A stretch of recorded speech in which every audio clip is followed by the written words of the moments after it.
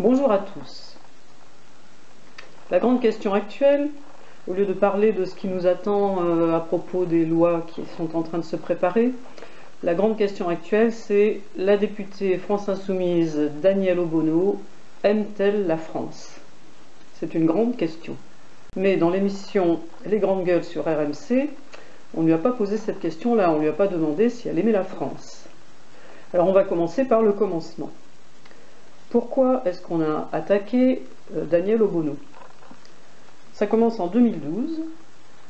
Le journal Les Inrocks lance une pétition pour que la liberté d'expression soit appliquée à une chanson qui s'appelle « Nique la France ».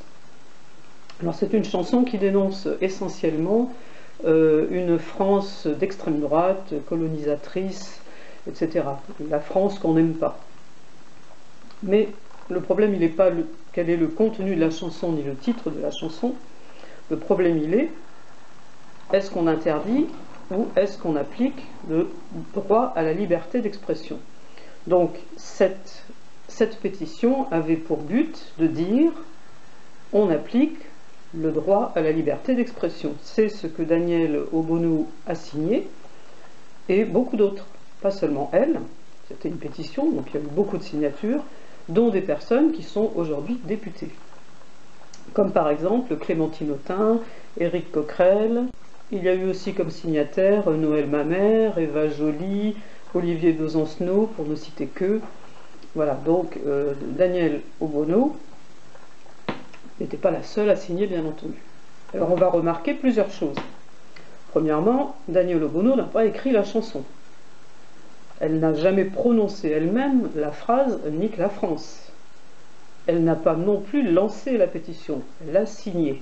Elle l'a signée parce qu'elle estime, comme on l'estime tous à la France Insoumise, qu'on ne doit pas brider la liberté d'expression.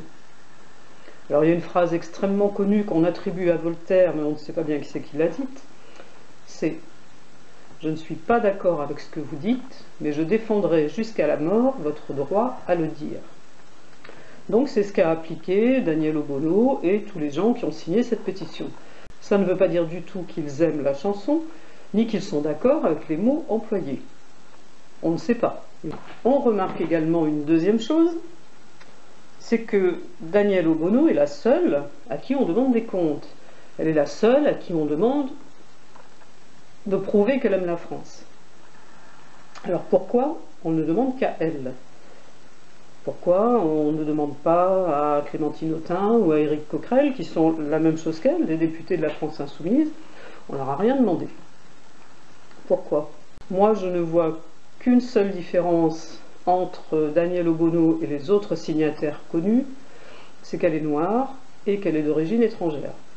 Mais Eva Joly aussi est d'origine étrangère. On ne lui a jamais fait de reproche au sujet de sa signature sur cette pétition. Museler la liberté d'expression, ça peut aller très loin. Par exemple, je ne sais pas si vous le savez, mais à sa sortie, la chanson « Ma France », qui est quand même un hymne d'amour à la France, de Jean Ferrat, a été interdite. Et maintenant, cette chanson est considérée comme une des plus belles chansons françaises. Alors vous voyez à quoi mène la censure. Donc si on empêche, si peu que ce soit, la liberté d'expression dans la chanson, dans la littérature ou dans n'importe quel art, c'est malsain. Parce que qu'est-ce qu'on interdit, qu'est-ce qu'on n'interdit pas? Voilà, c'est difficile de mettre la barrière. Mais si on laisse dire à tout le monde ce qu'il veut dire, ensuite, il n'est pas interdit à soi-même de dire « je ne valide pas ce qui a été dit, je ne vais pas acheter la chanson, je ne cautionne pas la chanson, j'en discute avec les gens que je connais, et je leur dis « moi, je ne suis pas d'accord avec cette chanson ». Voilà, c'est pas difficile, on est en liberté encore, et on peut ne pas cautionner la chanson sans pour ça demander à ce qu'elle soit interdite. Alors, en ce qui concerne Danièle Obono, comment est-ce qu'on aborde le sujet avec elle? Est-ce que par exemple on lui a demandé quels sont vos sentiments pour la France? Ça aurait été une question ouverte, elle aurait pu répondre tranquillement ce qu'elle pensait du pays.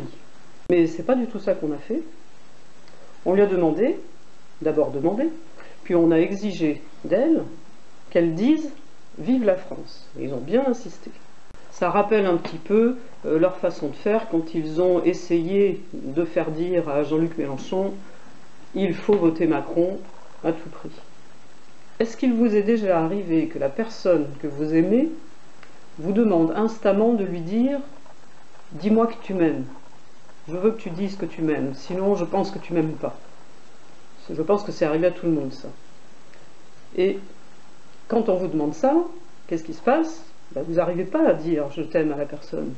Ça ne veut pas sortir, parce que ça n'est plus sincère. Car si vous le dites là comme ça sur commande, vous ne le dites pas en réalité. Vous sortez les mots, mais vous ne dites pas « je t'aime ».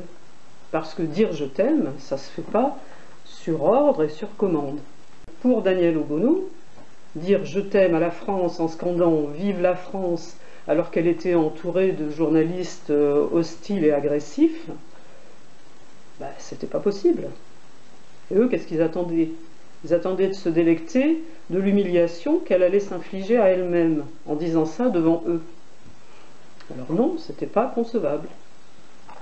Alors Daniel Obono a eu tout à fait raison, à mon avis, de ne pas scander « vive la France », parce qu'elle l'aurait mal dit. Ça n'aurait pas été naturel, et il lui aurait fait remarquer. Il lui aurait dit « oui, vous le dites, mais vous n'avez pas l'air convaincu », c'est ça qu'ils auraient dit. De toute façon, ils auraient trouvé à redire, puisque c'était leur but. Donc, elle n'avait aucun autre choix que de ne pas céder. Voilà. C'est ce que je pense, et moi, à sa place, je n'aurais pas cédé non plus. Alors, Daniel, moi, je trouve que vous avez super bien réagi. Vous êtes restée calme et souriante. Et c'est ce que j'aime bien chez vous, Daniel, c'est votre personnalité. Vous êtes souriante, vous êtes calme, vous êtes très agréable. Et nous, on sait très bien que vous aimez notre pays, on sait très bien que vous aimez la France, et on sait très bien que vous allez la défendre et défendre les Français en étant députée insoumise. En parlant de censure, je me doute bien que sur ce sujet, il va y avoir de nombreuses réactions négatives. Certaines seront même haineuses et racistes. Il suffit de voir la page personnelle de Jean-Luc Mélenchon où il défend Daniel Obono pour se rendre compte jusqu'où vont les gens dans la haine et dans le racisme.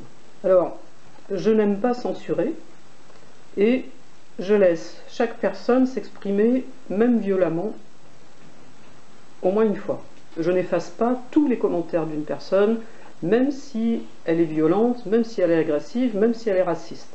Je laisse une fois. Mais je n'accepte pas l'acharnement, la répétition des injures. Parce que certaines personnes vous injurent sur un commentaire, et sur chaque commentaire, ils répètent les mêmes injures. Donc j'en laisse un. Ça suffit, la personne s'est exprimée, on a compris, c'est pas la peine de laisser pourrir une page et polluer une page. Donc je le dis et je l'appliquerai. Alors si vous n'êtes pas d'accord avec ce que j'ai dit, vous avez le droit. Vous pouvez le dire, vous pouvez l'écrire en commentaire, mais vous argumentez. Et vous essayez de ne pas insulter. Voilà, donc tout commentaire injurieux qui sera répété sera éliminé dès la première répétition. Alors j'engage également chacun à ne pas répondre aux injures, pas répondre du tout. En général, ça coupe court. Si on ne répond pas, on évite de polluer une page. On ne répond que de façon argumentée aux commentaires argumentés. Je vous remercie de m'avoir écouté encore une fois et je vous dis à bientôt. Je vous souhaite une bonne journée. Au revoir.